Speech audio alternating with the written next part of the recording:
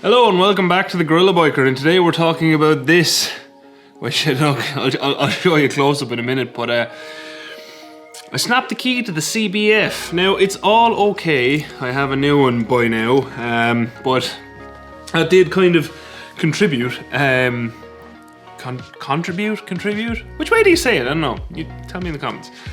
It did contribute to why there was no video last week, videos last week, because I had a few things planned and I went out with 2 up, 2 down Insta, which by the way, because I've been asked before, his name comes from 2 people up, 2 people down Insta, because he used to ride with a pillion a lot. That's pretty much it, really, not much to it. And Grumpy Bike Wizard, we were out doing some photo ready points, which we did do in the end, by the way, the day was not ruined. But on the very first one, Aiden, 2 up, 1 down, he was riding the CBF, I was riding the Aprilia, and he was a bit rough with the key. Now, in his defense, when I bought this key originally, you can actually see where there was bend marks in it. So you can catch it on the camera, because the previous owner, I can only assume, was a bit rougher with it, and obviously did bend it once or twice.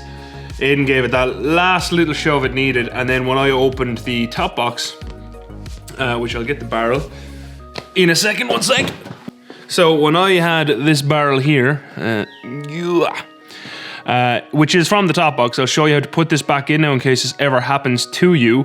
But when I had that, basically to take out some cameras, to take some photos, the key snapped. It breathed its last, and I was left with a piece of a key stuck in the top box. Not to worry, got the CBF home, all was good. I haven't actually checked does the new key work yet, so I'll check that in a minute. And I do have a spare key now. But basically the saga then went that I ordered 2 key blanks, correct key blanks with blank transponders in them. For the HIS system, the HISS system, I ordered 2 of those from CMSNL. They were here within a couple of days.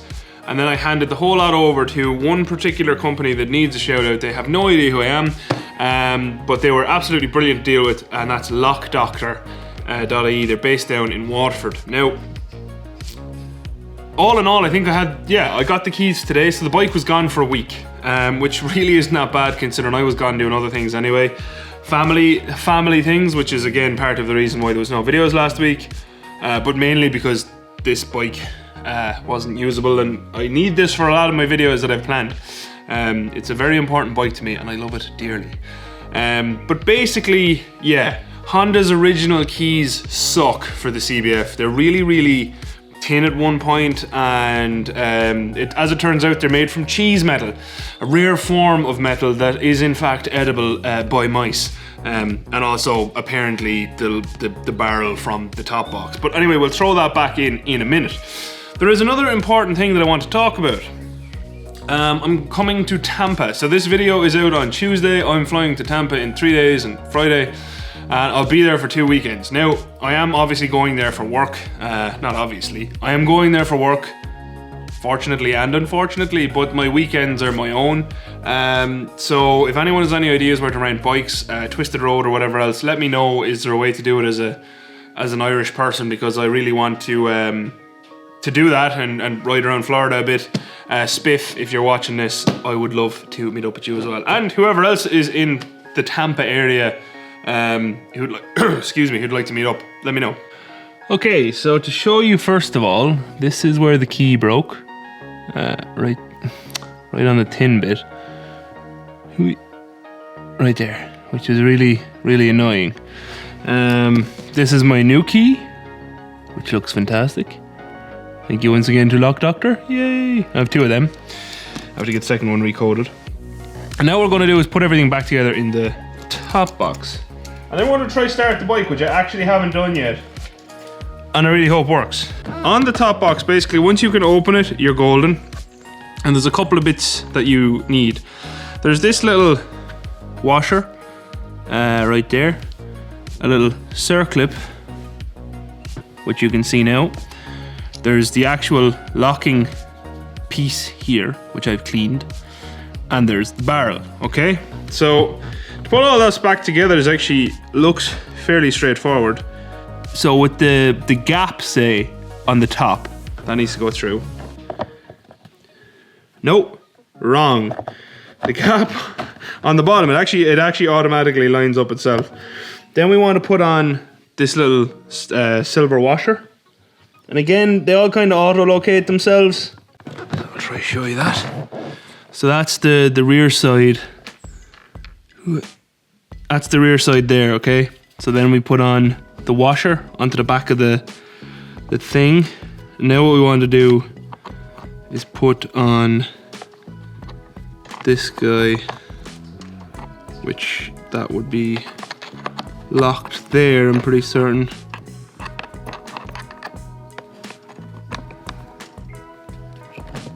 Yeah, there's the lock piece, right? So that's locked. And then we just need to push back on the circlip.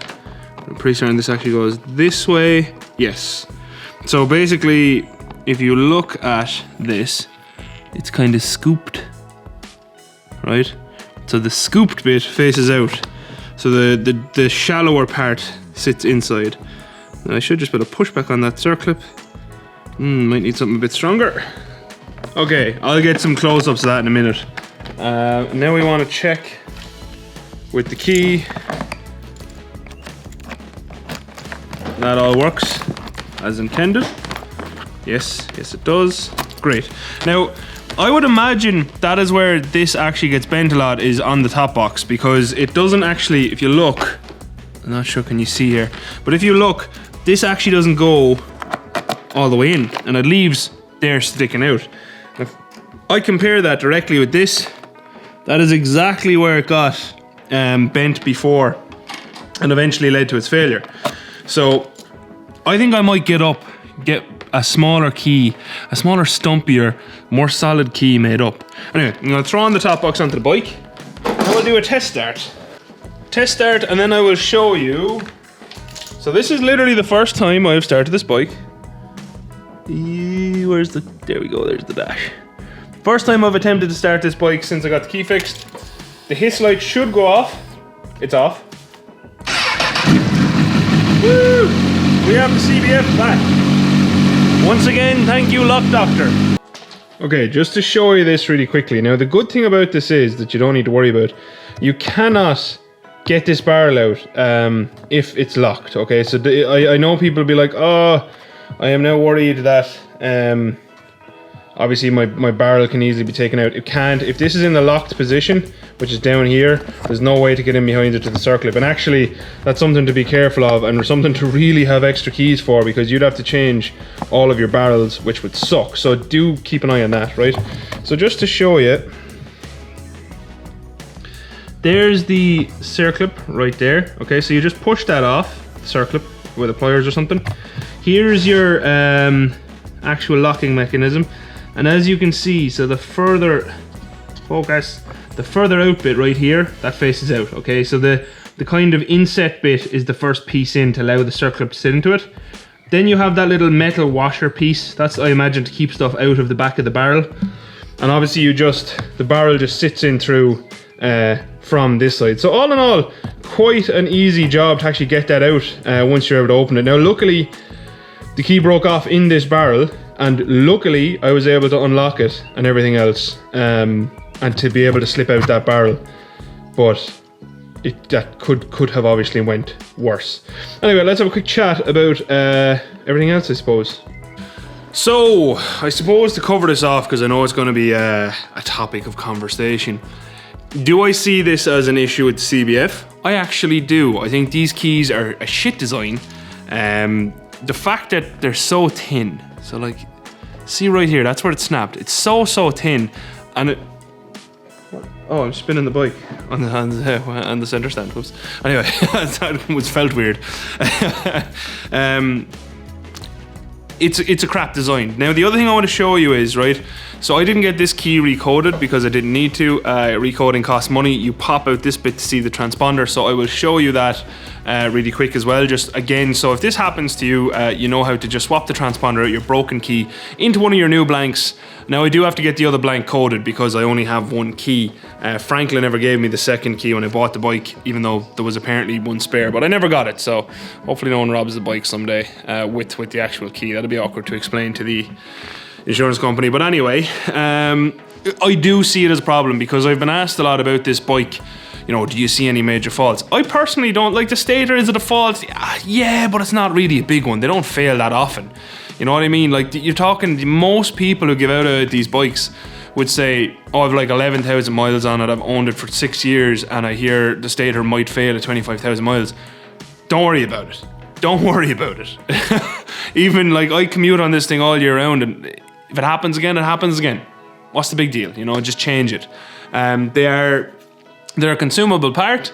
Yes, it shouldn't. I 100% agree. They shouldn't fail, but they do. I see this as more of a problem because it's a design flaw, and it's not like I can shorten the key for the barrel without changing stuff. And let me tell you, if you think that stator changes are annoying and awkward and expensive, that is nothing on what would be changing the barrel on a HISS Honda system. Nothing. Like, not even in the same ballpark of pain. So that is a much bigger problem. If that snapped in the barrel, if you lost your key or whatever, it'd be so much worse. So I'm gonna have my two spare keys with my spare key with the transponder, my main key. I'm also gonna get a shorter key cut because I just think it's a good idea. I've done this before. I'm gonna get a shorter key cut to match this pattern here. Focus on the key, not my face, please. On the key. So to match this pattern kind of from here up on a shorter key, I can probably use that for luggage. And also then if I ever need to, I can match it to a blank at some future point, because you can still do that. So I will always have the actual shape of the key. And I just think that's a more sensible way to go about it.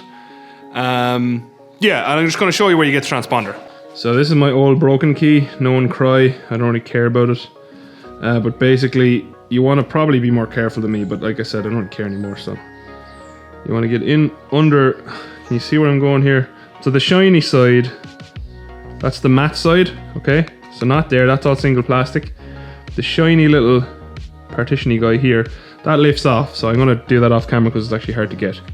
3 yards after I watch the camera and watch this. I keep the reason I keep dropping it back on is I turn to look at the camera to see it's in focus. Anyway. Okay, so there's the sticky back side of it, and where your transponder is where you can see has been punctured on this one. This has been taken out. It's in under this plastic block here. Well, it's gone. So basically that's where your transponder would be, and obviously if you care more about this, which you absolutely should, that's what you need to swap out, okay? So that is what needs to go. That's where you need to take the transponder out of and put into the new one. And then what I would recommend doing is get like there is sticky on these. They do stay sticky, but I would still advise you know, gluing it back down with something extra, just to make sure it doesn't come off and you lose your transponder. Because like I said, the HISS system on the Honda is the biggest issue if you were to lose it. But that's how you get it out. Literally, you want to just get something that you can pry that up with, and then the transponder sits here, and that's your HISS transponder. Okay, and that is kind of that's kind of all she wrote, really. It's one of those problems that's a little bit more frustrating because I couldn't fix it myself. I could have obviously gotten the piece of key out of the barrel eventually, but with these kind of things especially if it's your last key like it was for me, really not something you want to be messing with, because obviously if you damaged it more, you might not have gotten a new key cut, and that would have been bad. So anyway, that's it. Basically what I've shown you in this video, hopefully if you saw it, is how to remove the barrel. Is just the opposite of putting the barrel back in. Circlip off, spade off, the locking spade or whatever you want to call it. A little metal washer, don't lose any of that, and then the barrel just slides right out. Excuse me.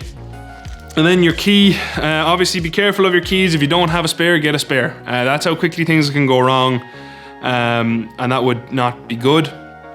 And then the transponder sits in the key right up there, and that's kind of the main things.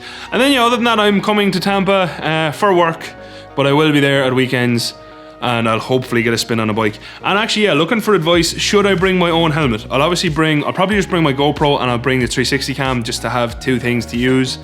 But yeah, let me know, do you think I should bring my own helmet?